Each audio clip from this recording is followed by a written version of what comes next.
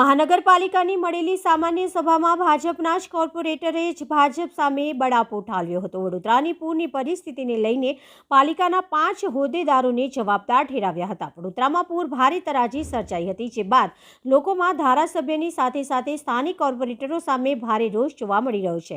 ત્યારે આ સ્થિતિ વચ્ચે મહાનગરપાલિકાની મળેલી સામાન્ય સભામાં ભાજપના જ કોર્પોરેટર જ ભાજપ સામે બળાપો ઠાલવ્યો હતો। વડોદરાની પૂરની પરિસ્થિતિને લઈને પાલિકાના 5 હોદ્દેદારને જવાબદાર ઠેરાવ્યા હતા। પૂર બાદ ગુરુવારે વડોદરા મહાનગરપાલિકાની સામાન્ય સભા મળી હતી। સામાન્ય સભામાં ભાજપના જ કોર્પોરેટરે જ ભાજપ સામે બળાપો ઠાલવ્યો હતો। વડોદરાની પૂરની પરિસ્થિતિને લઈને વોર્ડ નંબર 12ના કોર્પોરેટર મનીષ પગારે પાલિકાના 5 હોદ્દેદારોને જવાબદાર ઠેરાવ્યા હતા। કોર્પોરેટરે સ્થાયી સમિતિના ચેરમેન ડોક્ટર શીતલ મિસ્ત્રી પર કોર્પોરેટરે બળાપો ઠાલવ્યો હતો। વિશ્વામિત્રી નદીમાં પૂર સમયે તમામ નિર્ણયો ચેરમેને જ લીધા હતા। કોર્પોરેટરની વાત સ્થાયી સમિતિ ચેરમેને ન સાંભળતા હોવાનું પણ ભાજપ કોર્પોરેટરોએ આક્ષેપ કર્યા હતા। વિસ્તારમાં જઈ શકાતું નથી, ગાળો બોલે છે લોકો। કોર્પોરેટર મનીષ પગારે કહ્યું કે વિશ્વામિત્રી નદીના દબાણો હવે દૂર થવા જોઈએ। મારા વિસ્તારના લોકો પાસે ખાવાનું અનાજ કે પહેરવા કપડાં નથી, વિસ્તારમાં જઈ શકાતું નથી, લોકો ગાળો બોલે છે, અમે કહીએ તો અમારી કોઈ કિંમત જ નથી રહી। 7.5-8 વર્ષ થયા, 8.5 વર્ષ થયા કોર્પોરેટર હંમેશા પ્રજા માટે અવાજ ઉઠાવ્યો છે। ગત 22 તારીખ સભા હતી, સભાના પહેલા કાર્યાલય પર સંકલન હતી। એ સંકલનમાં આદરણીય મેયર શ્રી, આદરણીય ચેરમેન શ્રી, ભારતીય જનતા પાર્ટીના 2 મહામંત્રી શ્રીઓ એમની સમક્ષ અને બધા કાઉન્સિલરો બેઠા હતા। એમની સમક્ષ હું કહું છું કે ભાઈ હું પાણી પુરવઠા સમિતિમાં અધ્યક્ષ હતો, 2.5 વર્ષ રહ્યો। મારો થોડો ઘણો અભ્યાસ છે। તમે જેટલું બને એટલું વહેલું પાણી છોડવા મારો, કેમ કે આગાહી પણ 10-10 દિવસથી અંબાલાલ કાકા પણ કરતા હતા, આપણું મેટ ડિપાર્ટમેન્ટ પણ કરતું હતું, બધા ડિપાર્ટમેન્ટોની આગાહી હતી। તો મારે આજે એમને એ પૂછવું છે કે તમે 24મીએ પાણી છોડ્યું, તો તમે 22મી થી 22-23 કેમ નહીં છોડ્યું અને અમારી રજૂઆતો કેમ નથી સાંભળતા? ઠીક છે, મારે એમને એ જ કહેવાનું હતું કે ભાઈ તમે જે 5 મુખ્ય પદાધિકારી છો, મેયર છે, ચેરમેન છે, ડેપ્યુટી મેયર, દંડક, નેતા, તમને પાર્ટીએ મુખ્ય જવાબદારી આપી છે। આ તો પાડાના વાંકે પખાલીને ડામ એવી વાતો છે કે બધા કોર્પોરેટરોને દોષી કરે છે। આજે અમે 10-10 વર્ષથી લોકોમાં, વિસ્તારોમાં જઈએ છીએ, લોકોને પ્રશ્નોને વાચા આપીએ છીએ। તો આજે જો તમે લોકો જવાબદારી ના લો ને કોર્પોરેટરો પર નાખો તો તેનો કોઈ અર્થ નથી।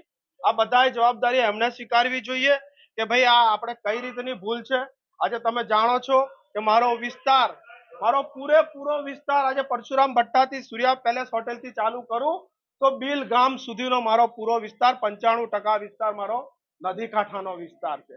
દબાણોની રજૂઆતો કરી, આ પહેલા ગયા ટર્મમાં પણ આ દબાણોની રજૂઆતો કરી હતી કે ભાઈ 4-4, 5-5 ટાવરો નદીમાં ઊભા હોય, હોટલો નદીમાં ઊભી થઈ જતી હોય।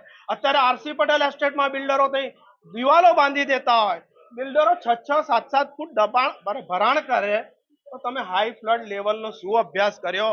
તમે રજા ચિઠ્ઠી આપતી વખતે સામેની 100 સોસાયટીનો કેમ વિચાર નહીં કર્યો?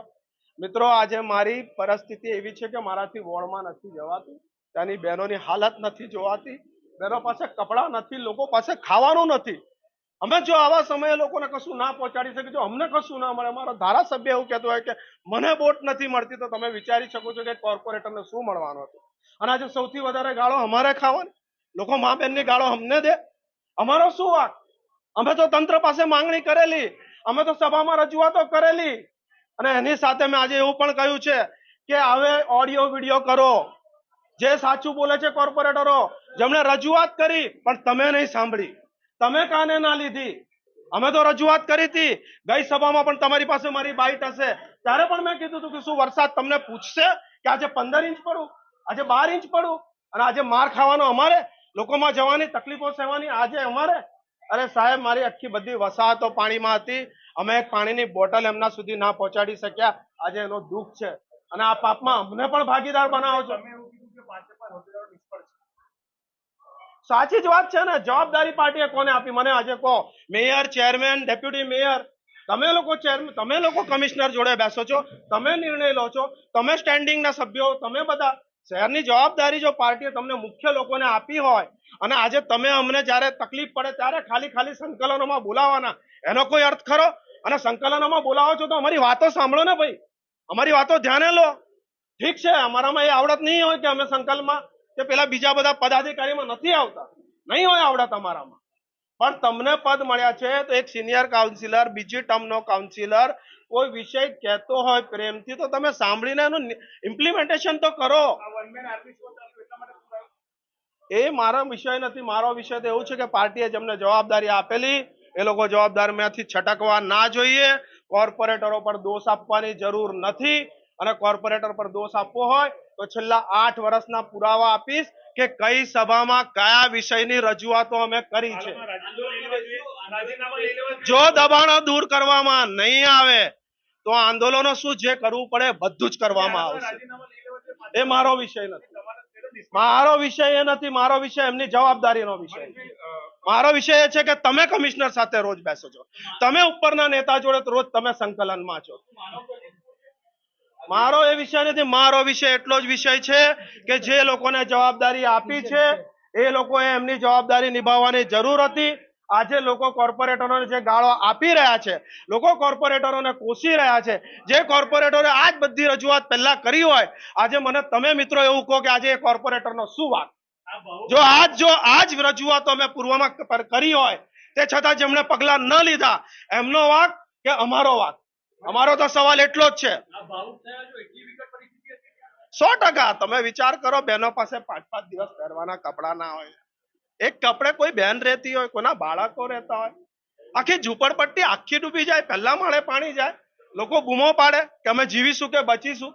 રેસ્ક્યુ માટે અમે લોકોને ફોન કરીએ, 1-2 દિવસ માટે નેટવર્ક બંધ થઈ ગયા. આજે નેટવર્ક બંધ થઈ ગયા. આજે મારી ઘેર 5-5 દિવસ 4-4 દિવસ સુધી લાઇટ નથી.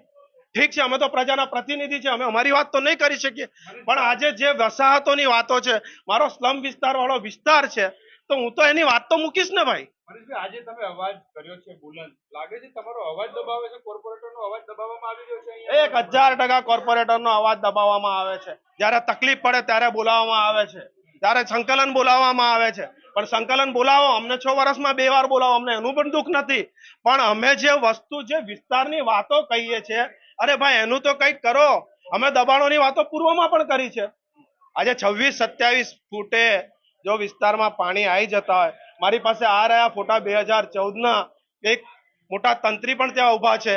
જો 32.3 પર આખી સીમમાં પાણી ના આવતા હોય તો આજે 27-28 પાણી આવવા માંડ્યા. તો એવું તો 10 વર્ષમાં આપણે શું કર્યું કે લોકોના ઘરોમાં 27 ફૂટે પાણી, 28 ફૂટે પાણી, 2 ઇંચ વરસાદ પડે, 4 ઇંચ વરસાદ પડે, રોડ પર 4-4 ફૂટ પાણી. આજે તમે વિચાર કરો કે અકોટાથી લઈને મુચમોડા સુધીના રોડ પર 4 ઇંચ પાણીમાં 3-3, 4-4 ફૂટ પાણી ભરાઈ જાય, લોકો નીકળી ના શકે, લોકોના વાહનો નીકળી ના શકે, આવતા જતા લોકો અમને મા બેનની ગાળો આપતા જાય, તો એમાં શું અમે એકલા કસૂર? જ્યારે પૂરની પરિસ્થિતિ આવે ત્યારે નાગરિકો હેરાન થતા હોય અને દરેક એરિયાના કાઉન્સિલરને પ્રજાના રોષનો સામનો કરવો પડે, અને પ્રજા જે ઉચ્ચ પદાધિકારીઓ છે કે કમિશનર સાહેબ છે એની પર રોષ કાઢે, ખૂબ સ્વાભાવિક વસ્તુ છે. આ બનાવમાં જે પ્રોપર્ટી નુકસાન થયું છે એ માટે પણ મને ખૂબ ખેદ છે. પરંતુ ફ્લડિંગ એટલે કે જે વરસાદ પડ્યો, વરસાદ તો માનવ જાતના હાથમાં નથી. એ 12.5 ઇંચ જેટલો વરસાદ વડોદરામાં પડ્યો, 13.5 ઇંચ કરતાં વધુ વરસાદ આજવા કેચમેન્ટ એરિયામાં પડ્યો. ત્યારે આટલી સાંકડી રિવર પર 25 ઇંચ વરસાદનું ભારણ વત્તા અર્બનાઇઝેશન અને રિવરની જે ઇકોસિસ્ટમ ખરાબ થઈ છે, આ તમામ મલ્ટીફેક્ટોરિયલ વસ્તુને લીધે વડોદરા શહેરમાં ફ્લડિંગ આવ્યું છે. મેજર પ્રકારનું ફ્લડિંગ હતું. નાગરિકોએ યાતના સહન કરી છે. તમામ નાગરિકો પ્રત્યે અમે સહાનુભૂતિ વ્યક્ત કરીએ છીએ. અમારી રાજ્ય સરકાર પણ આ લોકોના સર્વે કરી અને એમને જે નુકસાની થઈ છે એ દિશામાં કાર્યવાહી કરવાની છે. તમામ નાગરિકોને કેશ ડોલ આપવાની, તમામ નાગરિકોને ઘર વખરી